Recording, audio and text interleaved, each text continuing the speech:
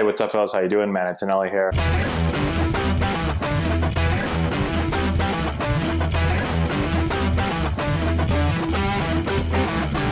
Hey guys, Juan here. So today we are going to look into Noah Syndergaard and a couple of bullet points and what he does well and what makes him an elite thrower. Total shame and totally bummed out that he's out with Tommy John surgery. There could be some contributing factors to this, from weight room to mechanical flaws to just sheer size or just terrible luck on his part to have the surgery. But a number of different reasons why somebody may have Tommy John. Typically it's all individualized. It may not always be one singular thing.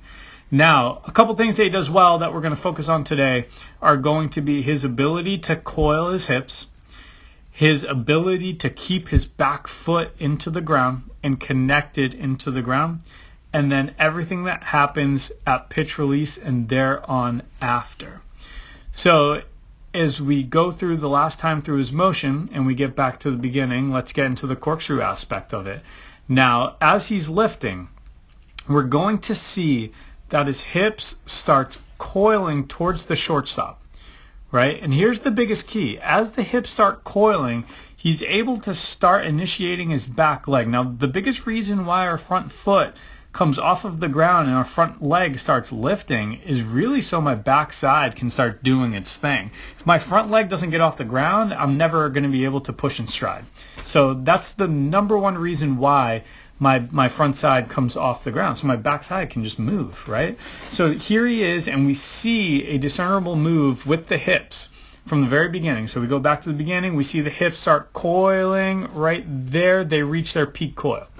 So they're coiling towards the shortstop, and he reaches that position just before he reaches the peak of his delivery, and he starts descending his front leg and his stride leg, right? Now the biggest thing is, or one of the big things is, the ability to coil the hips but not manipulate and move the shoulders. So you see there's not this really big drastic dynamic move of the shoulders. They don't really come swaying with him, right? They stay quiet, they stay still, they're closed, but they don't really start curling towards the second base bag or towards the shortstop. It's just the hips. And the ability to coil, it's very, very difficult. It's midsection, it's your core, it's your hips, it's your pelvis, right? Your femurs. Those are what going to allow you to really coil and get into max coil throughout your stride. So he gets into his max coil, which is about right there, and we get to the bottom of the delivery. Now, you see there that he's able to sustain that coil with his torso over the backside, and there's still pressure into the ground with his back foot. Now, one of the bigger things that he does well is the ability to stay connected into the ground. And what that means is that heel, if we just look at the back foot, that heel doesn't come off the ground until rotation is happening with that front foot. So it's very well done in sequence by Syndergaard.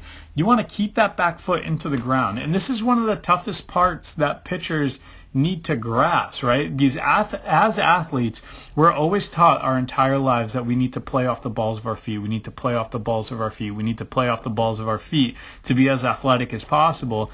But throwing a baseball as strong and as fast as you possibly can requires you to be cemented into the ground with that back foot. And that requires to be more onto your heel than on the ball of your foot. And if you're able to distribute that weight throughout the entire foot and your heel can stay connected into the ground, that's what's going to make you as strong as possible within your throw. So it's a very hard concept to grasp for most athletes because of how we're taught our entire lives.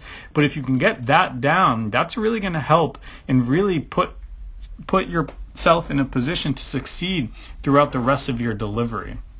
Now, he's still in coil. So we see the hips and we see the back foot connected into the ground. He's still within his max coil throughout his stride towards home plate.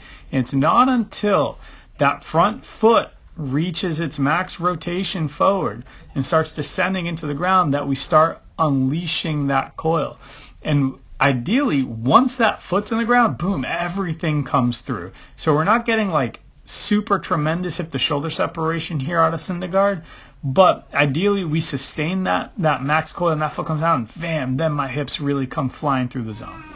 Now let's look at that final thing that I was referring to, which is going to be his front leg and the way he decelerates after pitch release. So if we get to pitch release, which is about right there, that's going to be pitch release. We see that front leg is really firm, straightened out, and blocking over the hips, right? So we have that nice straight line of that front leg. That's going to allow you to transfer that energy all the way up through your body, out of your hand, and into the baseball.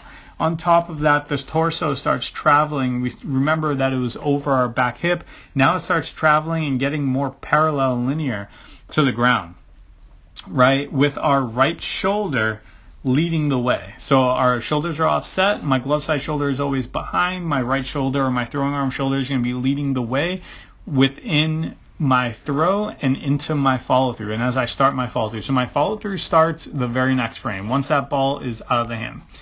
The follow through begins and I start finishing over that front leg and around the front leg. And that's the biggest thing. You want to finish around that front leg and have your throwing hand feel like it's chasing your glove around that front leg and around that glove side hip, right? So instead of getting to tuck, which really Syndergaard isn't in a connected tuck, he's more in a disconnection, a controlled disconnection of the glove to his chest, right? Instead of leaving his glove there and forcing his arm to really slam up against it, he rotates around that front hip and gets all the way around that front hip and allows himself to rotate as the throwing hand follows the glove around. And the throwing hand follows through safely around that hip as he allows his energy to travel around the front leg and around the front hip.